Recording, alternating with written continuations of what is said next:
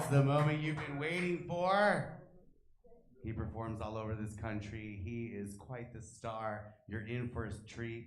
Ladies and gentlemen, please give it up for Bert Cornelia.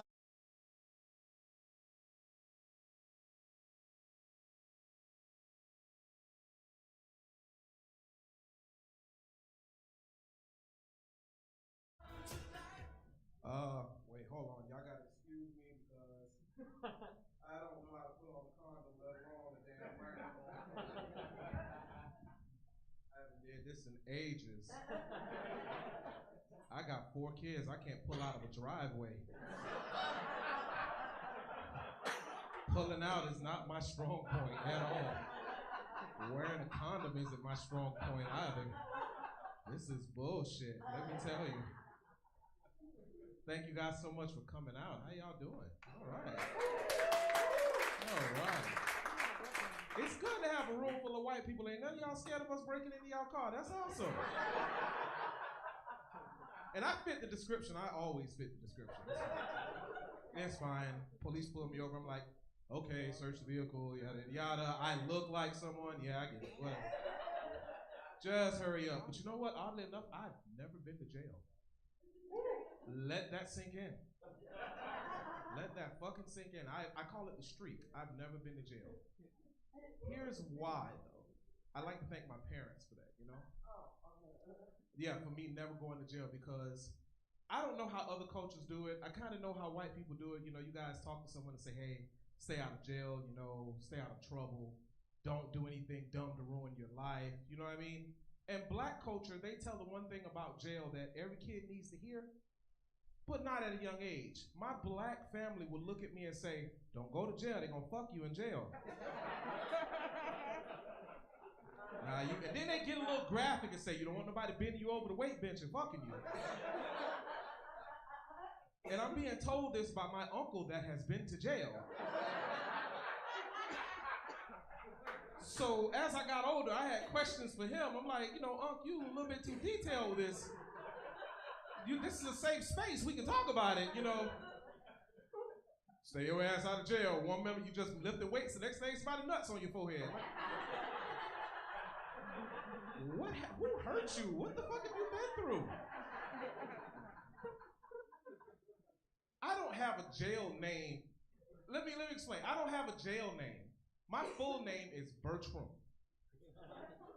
That is my first name, Bertram. I'm not lying. Look at me. Do I look like a Bertram? No. But I am a Bertram. And Bertrams don't go to jail that often. As a matter of fact, if you buy weed from a Bertram and then suddenly the police pull up, Bertram snitched. So I knew early on that Bertram going to jail was not my thing. No matter what I told them going in there, I'd be like, yeah, I'm in here for killing somebody, man. What's your name, bro? My name Bertram. You ain't killed nobody, Bertram. You in here for fucking traffic violations. You damn right I am, and I'll fuck somebody up in here because I'm crazy. So I kept the streak. I've never been to jail. I'm proud of that. You know, it's a little something. Yeah, thank you. Thank y'all. Thank you. See, not every stereotype is real. Now watch my fucking luck. I go out of this place and probably get pulled over with a QP of coke on me and shit. I don't even know how to sell coke. I'd be terrible. Like, no, for real, in the trap though, it's kind of what you gotta do. You gotta learn to hustle or do something, play sports or something. I chose sports, that didn't pan out too well either. But I knew selling drugs just wasn't my thing. I was kind of chubby most of my life, and you know, titty sweat is real. And no one is gonna take you serious as a dope dealer with Mickey Mouse rings under your shirt. And it's a borderline wet t-shirt contest starring you. No one's gonna take you seriously. So I gave up on selling drugs. Not only that, but you know, my dealer didn't really like my ideas for strumming up business and shit. Cause you know, I'm competitive. So I'm like, everybody's selling crack. We're all on the same corner selling crack. What if your crack had flavors? Nobody on the block has strawberry or pineapple crack. Now I know what some of you are thinking, like, damn, I could go for some pina colada crack right now. That shit sounds amazing. I know. Crack dealers are just, they're not good with change, goddammit. So, I had to give up on that. I got married, as I mentioned earlier. I got married, I want to say maybe 20 years ago. Yeah, 4 kids, 4 beautiful children. Yeah, man. Yeah. My wife's my life. I tell people that all the time. I know what's good for me. I made such a sacrifice. Nobody in this room will make a sacrifice like I have for my wife. None of you. None of you. Some of you might take a bullet and never make the sacrifice I made for my wife. My wife and I have the same birthday. Year over year, I literally hand my birthday over to this woman and say, it's all about you. Now, I'm being honest. We're both born November 20th. I'm 79, she's 80. When we go out to I'm not actually 79 years old, but the year is 79. Last year, Michael Jackson was black, right? But we go out to dinner, and the waiter's always asking me, what are you doing? It's your birthday too. You don't want the little sparkler, you don't want the drink. And I always respond the same way. Sir, one of us at this table has a vagina. And the other one would like to partake in said vagina. So, obviously, the person that owns the vagina gets the birthday for the night. Fuck it, I've had it for 20-something years. I'm okay. I just get a year older, a couple more grades, I'll be fine. Give her the fucking birthday. None of you will make that goddamn sacrifice, ever. But I made it for her. And we got beautiful kids together. 4 gorgeous kids. We've been quarantining lately, right? Like everybody in America. I brought up something to my wife that was, just something I noticed. You ever watch the Fresh Prince of Bel-Air reruns throughout the week? If you watch BET, it comes on every 30 fucking minutes. And I swear to God, if I ever catch anybody that works for BET, it's gonna be hell on fucking sight. Because between the Fresh Prince of Bel-Air and Madea Goes to Jail, I went stir crazy. How many times can Madea go to fucking jail? It's to the point where I don't even see Tyler Perry in the dress anymore. I'm like, fuck, Madea needs to stay out of trouble because this is ridiculous. So I started telling my wife how my kids remind me of the Fresh Prince because I've been watching it and they're getting a little older, so they carry certain characteristics. I got Will, he's a handsome guy, strapping, very, very intelligent. I got Carlton, funny guy, real serious, I got an Ashley, that's my baby girl. And I have a Hillary. She doesn't give a shit what's going on as long as she's getting paid or getting fed. That's all she cares about. We can be fucking evicted, and my daughter will look at me and say, well, Daddy, we can go to Crafty Crab. Like, what does the fucking crab place have to do with us getting evicted? But that's my Hillary. So my wife looks at me and goes, well, if that reminds you of all that, then you must be Uncle Phil because you fat. And I looked her right in the face and I said, keep on, we'll fire your ass like they did Black Viv in season 3. I will get a light-skinned Aunt Viv to come up here and play your part. Daphne Maxwell Reid is always on call. She will come here for this role, I'm telling you. You will get replaced. We firing people in here now. I ain't got time for this shit. I don't need you to point out my titties. I can do that on my own. You know what else I watch? My 600-Pound Life. Oh, that's good TV. That's good TV now.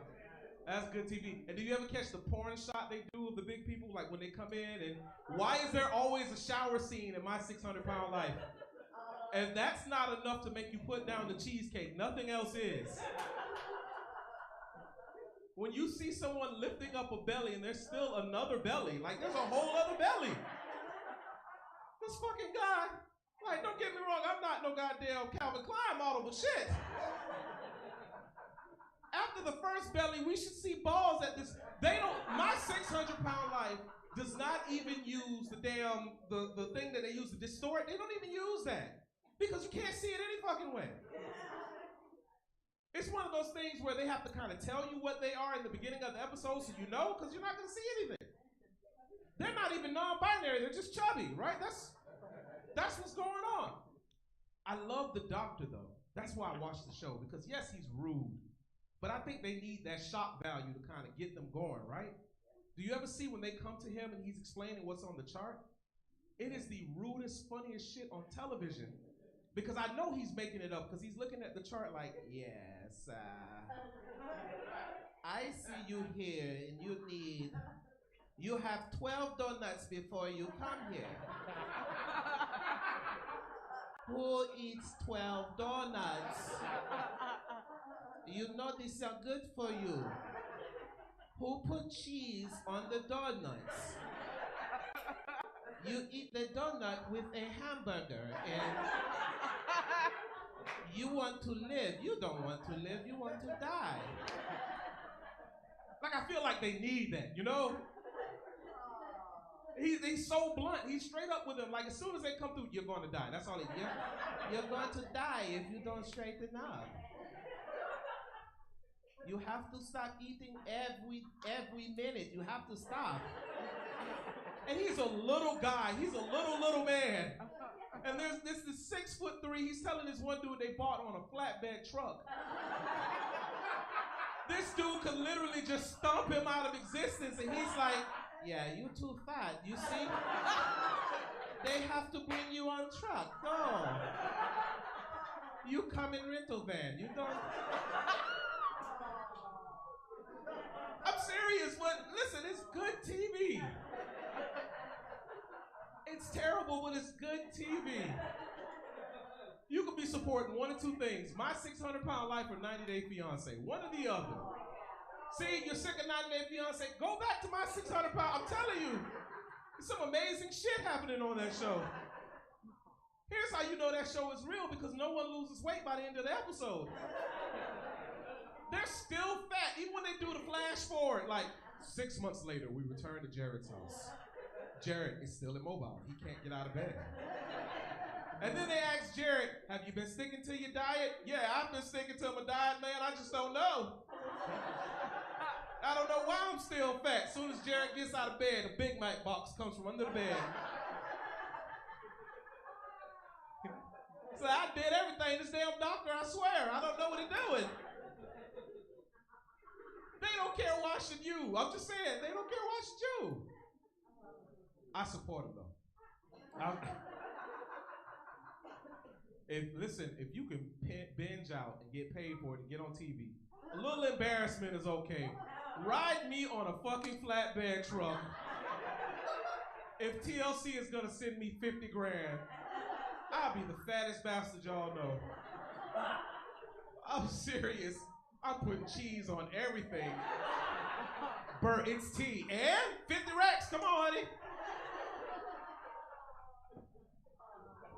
And it's always sad when they start talking about their sex life, like, yeah, my sex life isn't what it used to be. No shit.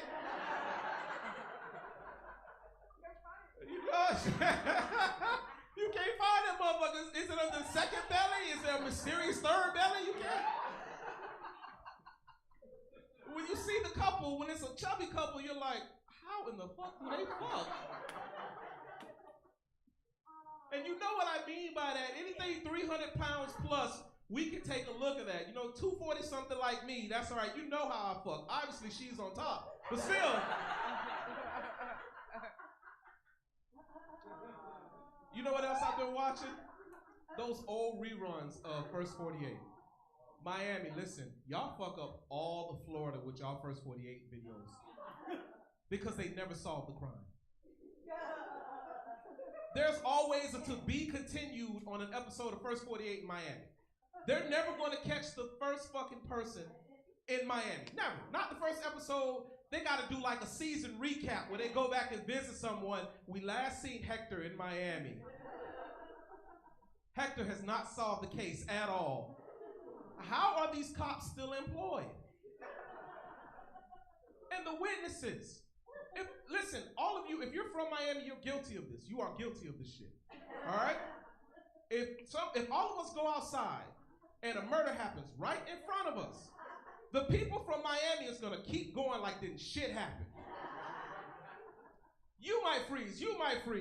The reason why I kind of believe that y'all aren't from here is because y'all got on name tags. That is not a Miami thing to do. I'm just guessing. I could be right, I could be wrong.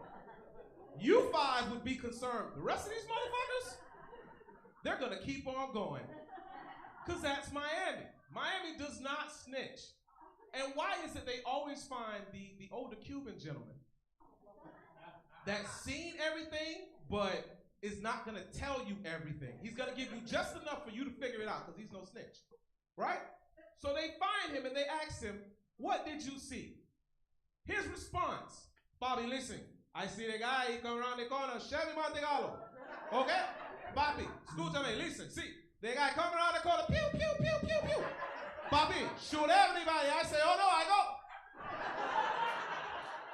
I see the gun, say, pew, pew, pow, pow. I say, no what? No toca, I don't know, don't toca. See? Then you ask him, can you identify the person? Papi, pero I don't know. Ese no me. I don't do it, papi. We're not saying you did it. Who the fuck did it? Pero I don't know, papi, ese guy. If you keep badgering them, they're gonna throw a race at your ass. Hey, papi, ese negro, Chevy Monte Carlo, 24-inch rims, boom, boom, I hear the music, papa. He shoot everybody. When they finally catch the killer, it's a 5'3" white guy. But papi, pero I don't know. Ese no mío. There's nobody else to interview. There's always nobody. When they come to Miami, there's always the random Cuban guy. I don't know who tell these producers, find a Cuban. They're the way. Cubans don't snitch. Your abuelita, your abuelo done seen 15 people get murdered at least once. They don't know nothing. If someone died in your family, you miss them, don't ask your grandparents and you Cuban because they don't know shit. Mira, I see nothing, hey.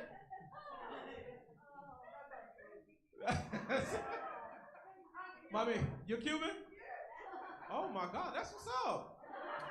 Hey, you look like you about my complexion. Are you the one when they're like, Papi, my family is black like you? My abuelita is dark, she chocolate like you, Bobby. You're just Cuban? Wow, that's wild not being mixed with nothing else down in Miami. That's crazy.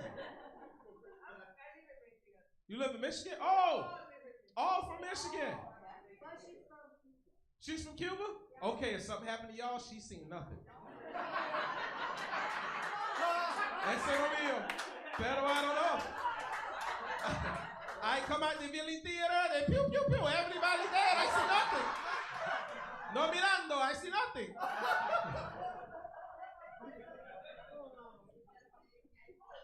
I'm with you, mommy, I didn't see nothing. I tried to snitch one time and it turned an investigation on my ass.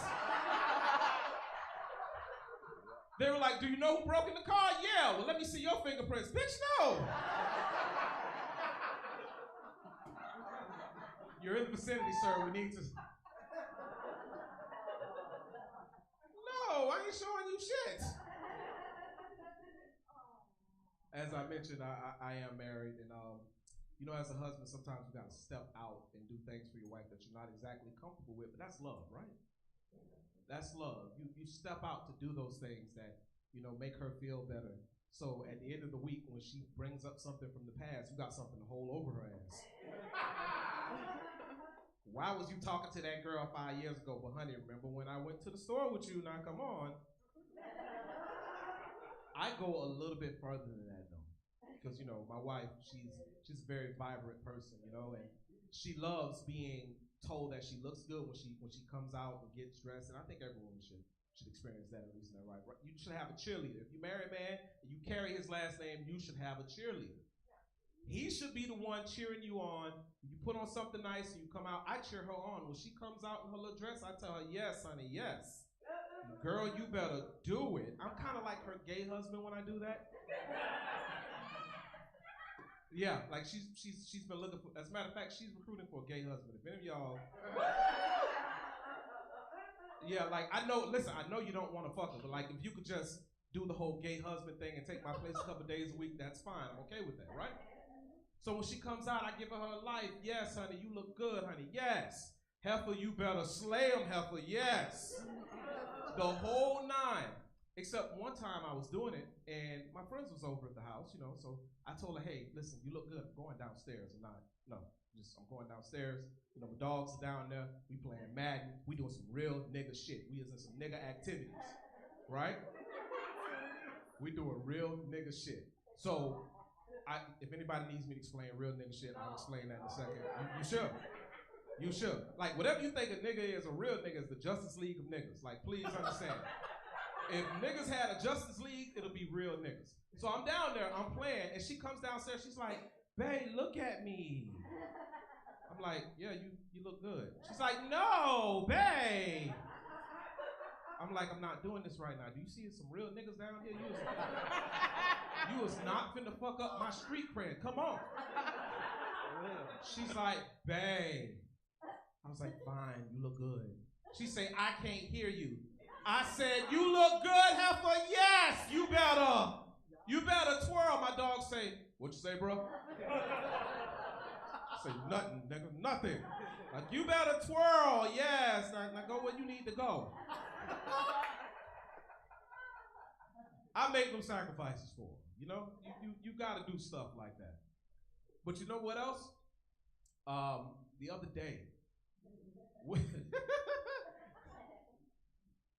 other day, we were out, and I decided to stop into a Taco Bell. Because, she's been shopping for this gay husband.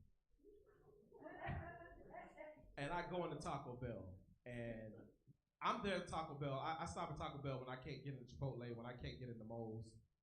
It's like a great value Moe's and Chipotle now. Let's be honest. Taco Bell ain't half the beast it used to be. But I go in there, and there's this guy at the counter, very effeminate guy. I don't give a damn. I'm just there for the tacos. To be honest with you, I'm really there for the lesbian that makes the tacos in the back. Because I don't know if y'all have never had a taco made by a lesbian. But let me tell you, this woman crafts this taco like nobody else. The way she folds and creases that damn taco package, and the meat is always right at the edge of the taco as soon as you bite it. You don't have to dig for the meat. The meat is right there. This woman makes a hell of a taco, so that's why I pulled in. So I noticed the guy is looking at me. I don't know why he's looking at me or sizing me at the moment. I didn't get it. So I get to the register, and he's like, welcome to Taco Bell. Thank you for, let me take your order. Ooh. And he pauses. I'm like, ooh. What's ooh? What you want to eat, boo? What you want to eat? I would like a steak burrito. Ooh, you want a burrito. You want the whole thing, huh? I'm just like, no, I would just like the burrito. It's not clicking. It's not clicking. My wife comes in. She's like, she's looking at it. I know she wants this guy for the gay husband. I know she does. But I'm not going to say anything. We got to take it slow. We got to take things slow. So he's like, what else you want? I said, I would like a taco. Now, here's the question that's going to fuck every straight man up when you do this in a Taco Bell with a gay guy taking your order. He said, what kind of taco you want? You want hard or soft? I said, I want hard. He's like, I bet you do want it hard. I bet you like it hard, huh? And in my mind, I'm like, is this dude flirting with me? This dude is flirting with me. Because I'm like, I didn't come to Taco Bell to get fucked. I just came for a taco. So I turn around. I'm like, I think this might be your dude. I think this might be your dude. She's like, I don't know. He's not fabulous enough for me. Let me just see. So they bring me out the food, and he asked me. He was like, how you feel about your order? I said, I felt good. I'm all right. She's like, okay, what you gonna eat first? You gonna eat the taco or the burrito? It clicked to me. I'm like, oh shit. This is a test. This dude is trying to see if I go that way or get a laugh out of my ass. So I said, I'm gonna eat the taco. He said, well, you gonna eat that hard taco first, huh, ain't you? I said, yes, I'm gonna eat the hard taco. He said, you still gotta eat that burrito. You hear his friend fixing sandwiches in the back say, yes, bitch, he gonna have to eat that burrito, bitch. So she got her life a little bit, right? Being in North Miami, also, this is her people. This is the Haitians. This is her people. Do I got any Haitians in the building? Just her. Okay. I kind of thought you was. I was looking. I kind of thought maybe. My wife's parents are Haitian, and one thing about Haitians that you'll learn is that Haitians are probably the most blunt people that you'll ever meet. They're gonna give it to you real deal raw. All right, whether you like it or not, unfortunately. And I've been in the family for 20 years. To this day, they don't say my name. I'm still their guy. Yeah, this guy, man, their guy. Right? She's got an uncle. Every time he sees me, this guy has to remind me that I'm fat, but he doesn't do it in a way where he's concerned about my health or anything like this. He likes to get the whole family involved, and he points me out and go, yeah, everybody, you have to come around. You see this guy fat. Oh my God, no. Yeah, I don't know why they got so fat. This guy fat, man. Oh no, Jazzy, that's Haitian Jesus. They got their own Jesus. It's like, Jazzy, this guy big. Keep in mind, he's 9 months pregnant his damn self. Baby due any year now. He's been pregnant since 2003. The way their cultures work, they don't, whatever they think in their head, that's what it is. So he says to me, I know why you fight. Yeah, you eat that Bebe King, that McDonald's, that Wape Jr. He names everything on the menu that he thinks I eat. And when I tell him I don't eat that stuff, he's like, yeah, you fat. Why you fat then? I took him to the gym one time. Old school Haitians, they do not work out. They inspect the gym. But what I mean by inspect the gym, they walk around each machine and complain about it. Yeah, what this thing do? That's an ab machine. He's like, yeah, ab. What's the ab? See, I know you don't know what an ab is because you're 9 months pregnant. He does one sit-up and threatens to sue the whole gym. I'm gonna leave you guys with this. You know, in American culture, I have a lot of funerals in my family. I'm not gonna lie. I don't know what it is. It could be pork, could be whatever. I don't know.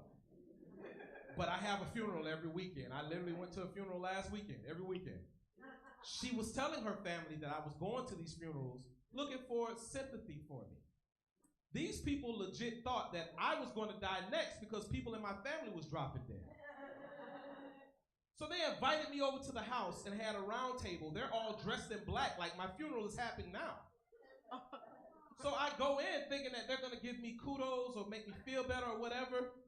The first thing out of her Uncle Toto Jean's mouth is, yeah, we know everyone in your family died when you die next. And then I said, why do you think I'm gonna die? Yeah, because you eat that Bebe King, that McDonald's. Day 454. This guy eat all day 454. I want to thank you guys for coming out. I'm comedian Bert Cornelius, aka @Mercy Comedy. Mr. Show. You can follow me on Instagram, Facebook, anywhere you got social media. I'm there. Thank y'all so much.